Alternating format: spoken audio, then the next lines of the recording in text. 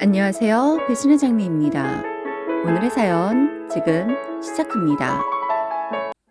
안녕하세요. 저는 곧 환갑을 바라보는 사람입니다. 저에게는 두 딸과 가슴으로 낳은 아들이 있습니다. 아들은 14살이 되던 해 우리와 함께 살게 되었습니다. 남편이 결혼 전에 사귀던 여자와의 사이에서 아들이 있었는데 남편 역시 몰랐던 사실이었습니다. 당시 제가 38살이었고 딸들은 8살, 6살이었어요. 남편과의 이혼? 생각해보지 않은 거 아닙니다. 외도는 아니었지만 어찌되었든 아들은 남편의 핏줄이었으니까요. 당시 애 엄마가 아이를 키울 수 없는 상황이 되면서 우리에게 폭탄 선언을 하듯 아들을 데리고 나타났었습니다. 남편도 모르는 상황이라 무조건 남편만의 잘못이라고 몰아붙일 수도 없었어요. 제가 남편을 많이 사랑했고 아이들도 아빠를 많이 좋아했었습니다. 그 일이 있기 전까지 남편은 우리에게 가정적이고 자상하고 경제적으로 부족함이 없는 완벽한 남편이자 아빠였습니다.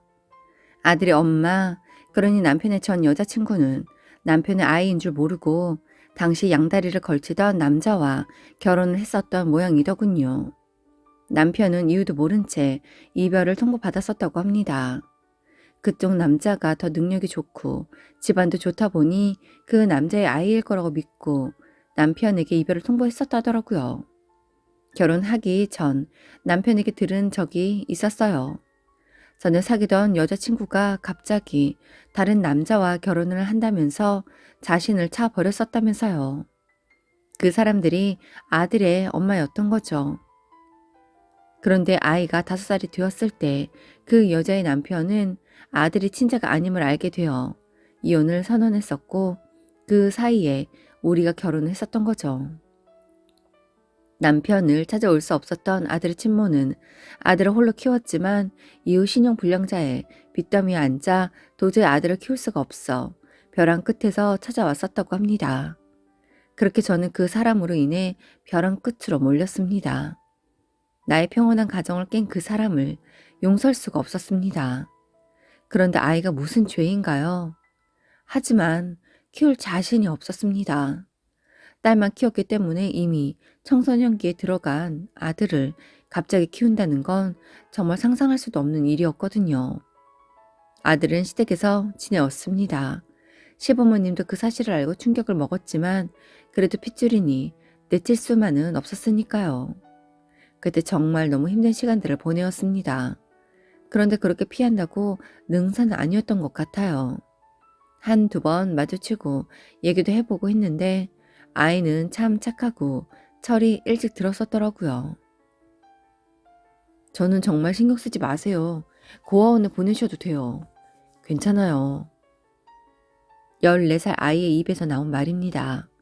마음이 짠하기도 하고 한참 사춘기에 접어들 시기의 아이에게 이 상황이 얼마나 지옥 같을까요? 아빠 집이라고 왔지만 남편은 제 눈치 보느라 아이를 한 번을 보러 오지 않고 자신의 엄마는 자신을 포기하듯 버리고 떠났고 아이에게 연민이 가더라고요. 피할 수 없는 일이라면 그냥 제가 떠안기로 했습니다. 왜? 애가 불쌍해. 착해 빠져서는. 내가 너 이럴까봐 계속 마음을 졸였는데 뭐? 애를 네가 키우겠다고? 갓난쟁이도 아니고 이미 지 엄마 기억에 그득한 중학생을 네가 어떤 수로 키워? 가족이 될 수 있을 것 같아? 네가 노력하면 모든 게 다 잘 될 것 같니? 엄마는 널 응원할 수가 없구나. 너도 딸이 있으니 나중에 내 마음을 이해하겠지. 엄마는 한동안 제게 연락을 하지 않았습니다. 시부모님은 내심 고마운 눈치였고 남편은 말없이 제 의견에 동의를 해주었습니다. 아이를 집으로 데리고 오기로 한 그 용기 그냥 나온 거 아닙니다. 평화로운 가정을 유지하고 싶었던 욕심이었고 아들이 그냥 마냥 미워 보이지 않았던 것도 있었어요. 우리는 가족이 되기 위해서 열심히 노력을 했습니다. 그나마 딸들은 나이가 어렸기에 착하고 자상한 오빠랑 빨리 친해졌고 아들 역시 딸들에게 참 잘했죠. 정말 아들은 하나 흠 잡을 곳 없는 바른 생활을 하는 아이였어요. 아침에 혼자 알람을 듣고 일어나 침대 정리를 하고 동생들을 깨워서 세수와 양치를 하도록 시키고 제가 차려놓은 밥을 먹으러 식탁에 앉아서 늘 감사히 잘 먹겠습니다 라고 말해 주었었습니다. 성적은 그렇게 높은 편은 아니었지만 중상위권을 유지하였고 자기 일을 스스로 하는 그런 착한 아들이었습니다. 아들이 노력하는 게 보였기 때문에 저 역시 노력을 하여 생각보다 빨리 우리는 가족이 되었습니다. 그런 아들이 고2 때부터 저에게 자연스럽게 엄마라고 부르기 시작했습니다. 저희 부모님도 그런 선한 아들을 결국엔 받아들여 주었습니다. 이후 아들이 군대를 가고 대학을 나와 취업을 했습니다. 대견했죠. 삐뚤어질 수도 있는 그 상황에서 그렇게 건강하게 자라준 아들이 너무나 고마웠습니다. 그 아이는 온전한 제 큰 아들이었던 거죠. 그런데 그 아들이 친모와 연락을 하고 있었더군요. 그럴 수 있죠. 다 커서 헤어졌는데 자신의 엄마와 연락이 다 그럴 수 있다고도 생각했습니다.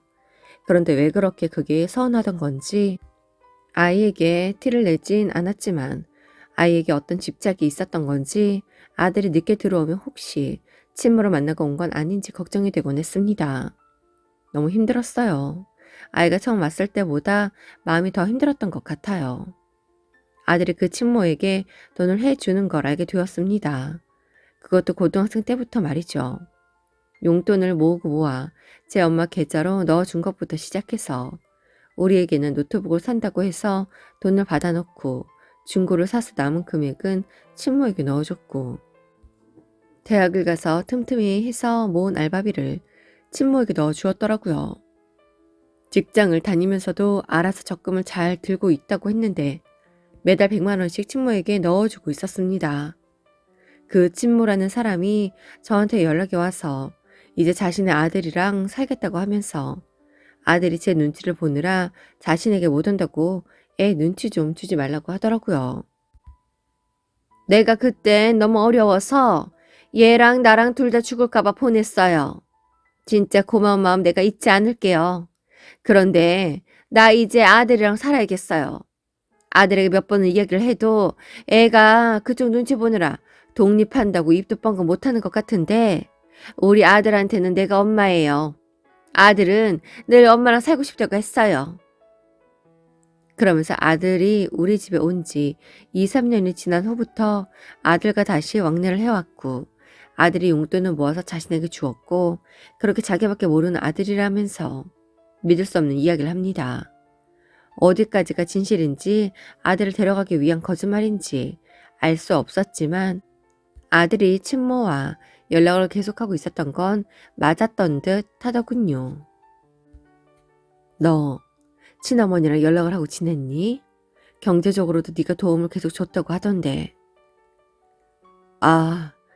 그게 아니고요, 엄마. 그래, 네가 성인인데 내가 친모를 만난다고 뭘 어쩌겠어. 널 잡아둘 수도 없는 건데. 그런데 엄마는 너무 속상하다. 네가 그동안 엄마를 속인 것 같아서. 엄마, 죄송해요.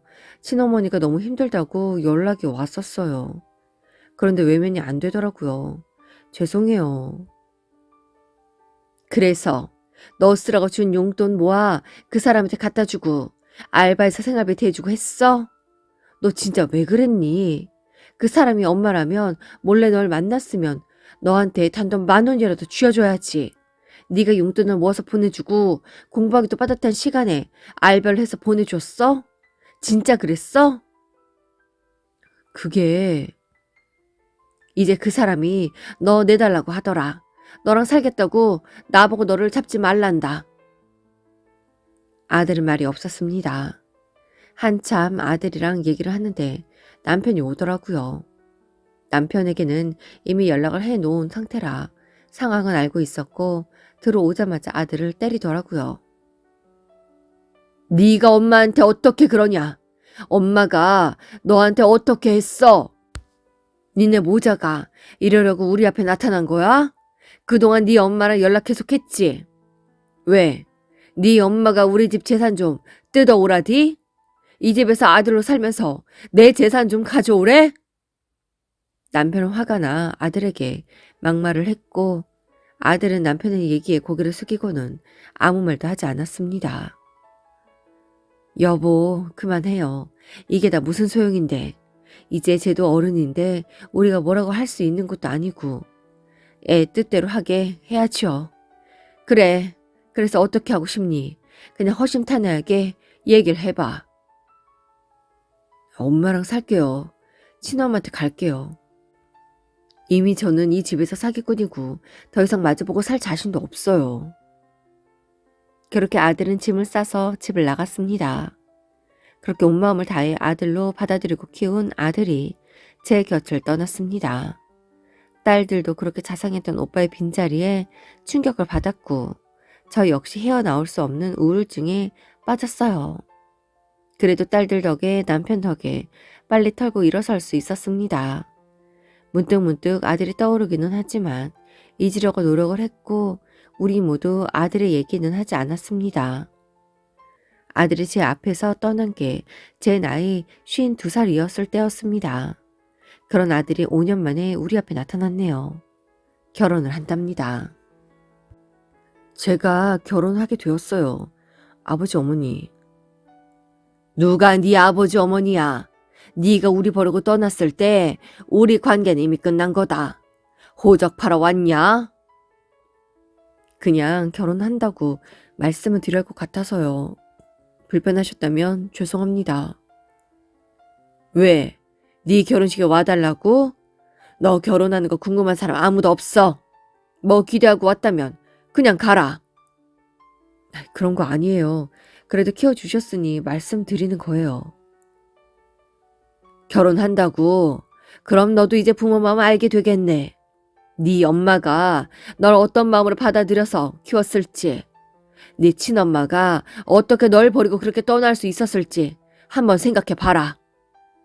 부모가 자식을 어떻게 버려? 난 그래서 네 친엄마 더 용서 못해. 널 버렸으니. 그리고 우리는 네 부모가 될 생각이었기 때문에 널 버리지 않은 거야. 아니, 나는 아버지라 쳐도 네 엄마는 너랑 피 한 방울 섞이지 않는 남인데도 모두가 만류해도 널 안아 키운 사람이다. 그런데 네가 우리한테 무슨 짓을 했는지 알긴 아는 거야? 제 옆이어서 그런지 모르겠지만 남편은 아들에게 참 모질게도 말을 했습니다. 아들이 친어머니가 죽는다고 했어요. 돈이 너무 없어서 먹을 수도 없고 잘 곳도 없고 죽을 것 같다고. 마지막으로 저 보고 죽는다고 했어요. 그런데 어떻게 외면을 해요? 외면을 할 수가 없었어요. 난 이렇게 좋은 집에서 몇 끼 좋은 밥 먹으면서 잘 사는데 어머니가 안타까워서 그랬어요. 절대로 아버지랑 엄마 배신한 거 아니에요. 무슨 꿍꿍이 있어서 이 집에 들어온 게 아니라고요.